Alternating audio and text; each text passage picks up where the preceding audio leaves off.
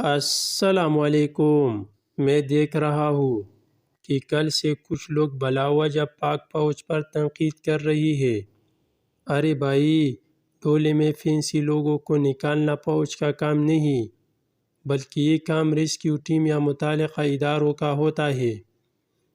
پاک فوج کا کام تو حکومتیں بنانا اور گرانا جو ان کے خلاف بات کرے، اسے اٹھانا، ہاؤسنگ سوسائٹی بنانا، گئی سیمنٹ لوہے کی فیکٹریاں چلانا، سڑکوں کی ٹھیکے لینا اور بنک چلانا ہے۔ دنیا کی نمبر 1 فوج پر تنقید کرنے کے بجائے اپنے علم میں اضافہ کریں اور مل کر نعرہ لگائیں، پاک فوج زندہ باد، کشمیر بنے گا پاکستان۔